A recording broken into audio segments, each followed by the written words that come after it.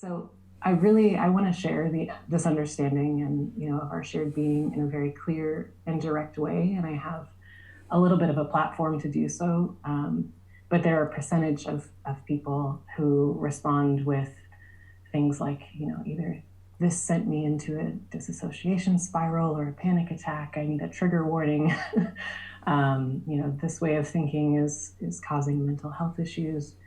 We're giving proof of this understanding. And so I just wonder, from your perspective, how have you shared this? Do you continue to kind of abide as awareness and just share it in a very clear way? Do you make concessions for the body minds that maybe aren't quite at the place where they can let go? Yes. Okay. Just what is the best way to share this? Rima, all teaching, all spiritual teaching makes a concession. If we're not willing to make a concession, then we should remain silent. Mm-hmm. Because awareness, or our being, is not in need of instruction or practice. It's fine as it is. So who is the teaching directed towards? The one who feels that they are not fine as they are. The one who is unhappy. You're familiar with my analogy of John Smith, the actor who plays the part of King Lear. John Smith is perfectly peaceful, happy. He becomes miserable when he loses himself in the character of King Lear. John Smith does not require, he doesn't need to go to satsang. He's already happy. He at the end of the play, he just goes home. He pours himself a glass of wine. He watches his favorite movie. He's fine. He doesn't need any help. Who's the one that is miserable? It's King Lear. Well, you could just say, well, King Lear is just an illusion. There's nobody there called King Lear. Well, okay, it's fine to say that, but then why are you teaching?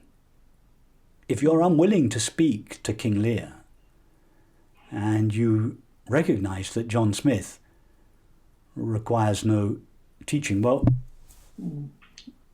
why would you say anything? That's so beautiful. This is the fallacy behind the "there's nobody here, there's nothing to do" message of New Age non-duality. If you think there's nobody there and nothing to do, why on earth are you writing books and holding meetings? Why are you getting upset when people don't agree with you or they don't come to your meetings? Or it's because there is somebody there. Not only is there somebody there inside getting upset, but you feel that you have something to say to the other person, and nothing wrong with having something to say to the other person. It's true, ultimately, the suffering self is an illusion, but the suffering self does not know that. That's why it's suffering, and therefore it requires some help. If nobody attends to King Lear, it's highly unlikely that he's just spontaneously going to revert to being John Smith. No, he's going to stay miserable, resenting his daughters, resenting the French, and etc. No, he needs some help. So all teachings make a concession. Remember, Ramana Maharshi is the example I often give. He was a reluctant teacher. He didn't think of himself as a teacher. He spoke reluctantly about these matters precisely for this reason, because he was reluctant to in any way give credence to an illusory separate self. So his preferred way was simply to be with people, to sit in silence with people. But very few people around him were sufficiently mature to recognize their true nature just by being close to him.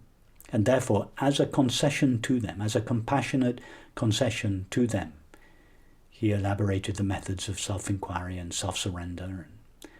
And he would, if these methods turned out to be too sophisticated or too, for one reason or another, that the person approaching Ramana Maharshi was not able to follow him with those methods, he would tailor his understanding until he found a way. He'd suggest a mantra or a japa, or he would go on tailoring his understanding until he gave the person, the apparent person, something to do that would take them even maybe just one step towards their true nature. Then, having taken that step, then he can upgrade his advice, refine it a little bit.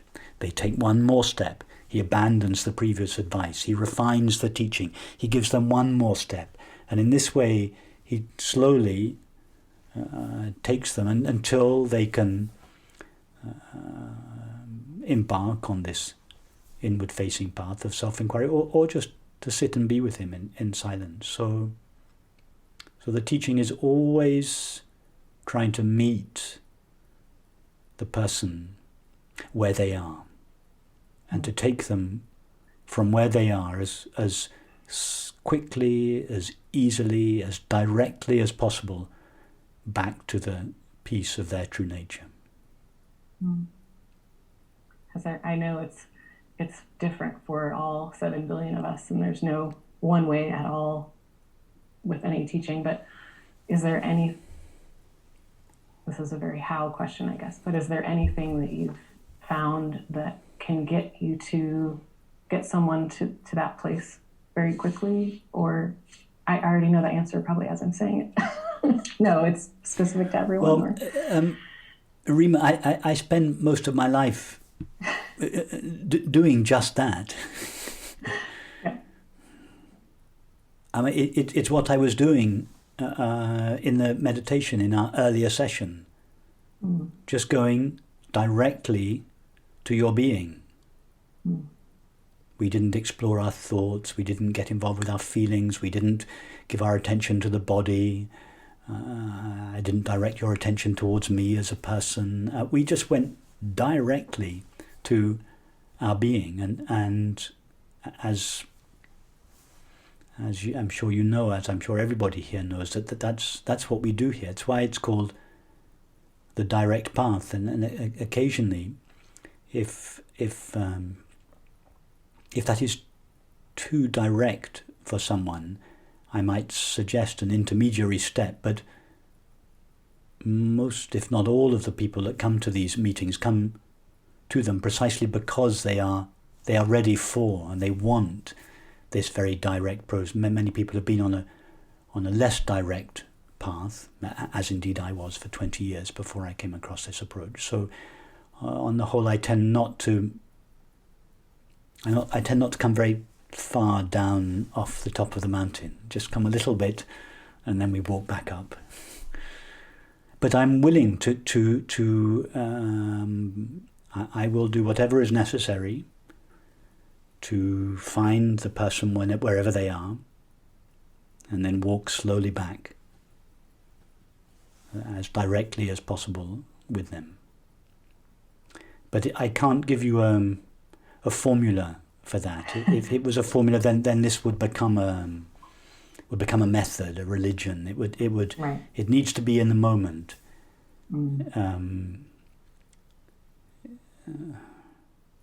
Beautiful. Thank you.